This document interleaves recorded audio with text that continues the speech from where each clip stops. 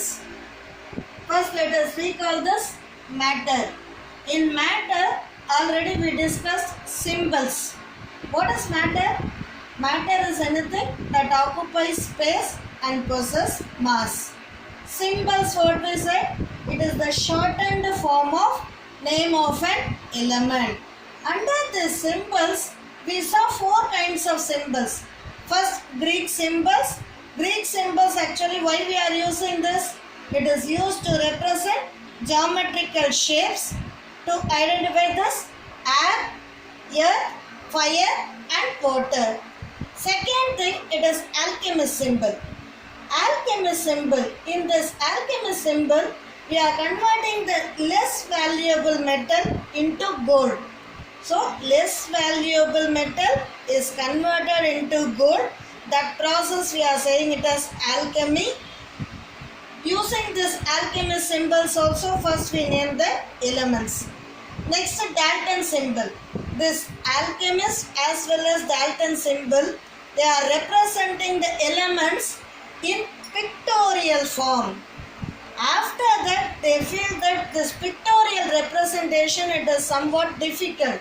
So, to avoid drawing that pictorial representation, Berzelius symbol is introduced. So, Berzelius only, he has introduced simplest words. For example, hydrogen is represented by H. Oxygen is represented by O alone. Likewise, it started. So, with this recalling session, it is over. Now, let us start this topic, elements. Elements, it is classified into three types. We are seeing the classification of elements now. Elements are classified into metals, non-metals and metalloids. Metals, non-metals and metalloids. In today's class, we are going to discuss in detail about this properties of metals. Clear? Students, now we will discuss this physical properties of metals in detail. First, physical state of metals. Generally, when we are saying almost all the metals are solid in nature, there are some exceptions. Mercury, when we are saying always mercury, it will exist in liquid nature. Cesium, rubidium, francium, gallium, even these metals also, it became liquid. At what condition? Either in room temperature or else above room temperature. So, first property, physical state, completed. Second, hardness. When we are saying about hardness, in general, all the metals are hard in nature. When we are taking sodium and potassium, these two metals alone, it is having soft nature. Other metals, all the metals are hard except sodium and potassium. Third property is luster. Luster means shiny appearance. In general, when we are saying metals always possess shiny appearance, that we are saying it as lustrous in nature. So, all the metals are having lustrous nature except calcium. Fourth property, density. All the metals possess high density. Already in hardness I said, all the metals are hot except sodium and potassium. Likewise, we are saying sodium and potassium are soft in nature.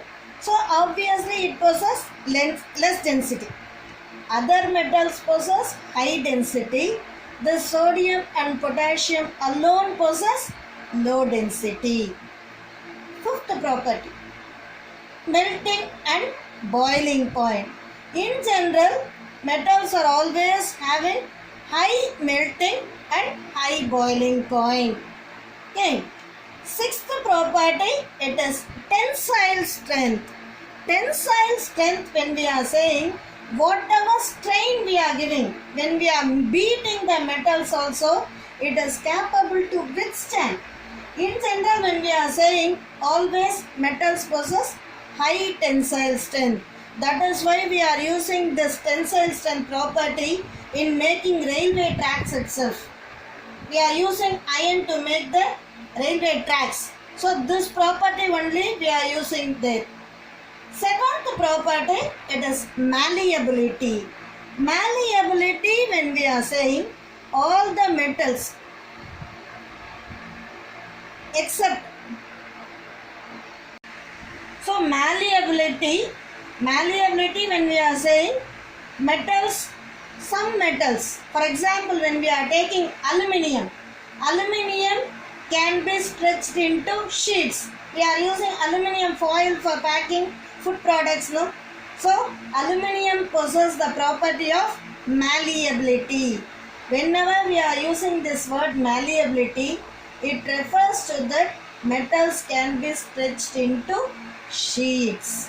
That property only we are saying it as malleability.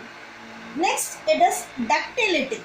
Some of the metals, copper, for example when we are taking copper, it can be stretched into wires. So copper which is stretched to wires or drawn to wires, it is called as ductility. Copper alone, it is ductile in nature. Ninth property is conductivity. Conductivity, when we are saying metals generally possess, it is good conductors. Metals are always good conductors of heat and electricity. Tenth property, it is sonority. Metals possess sonorous nature, that is, it is capable of producing sound. So metals which are able to produce sound is called as sonority. Some of the metals possess sonority nature, sonorous in nature. Let me recall all these physical properties of metals once again. First, physical state. Physical state, when we are saying metals are solid in nature. Mercury alone, it is liquid in nature. The cesium, rubidium, francium, gallium, it became liquid either at room temperature or above the room temperature. Second, hardness. In general, when we are saying metals are hard in nature except sodium and potassium. Sodium and potassium are soft. It can be cut by using knife itself. Third property, it is luster. Metals possess shiny appearance, which we are saying it as luster. Exception is calcium. Fourth property is density. Metals generally possess high density. Already we said sodium and potassium are soft. That is why it possesses low density. Fifth property, melting and boiling point. In general, metals are having high melting and boiling point. Sixth, it is tensile strength. That is the capability to withstand the stress and strain.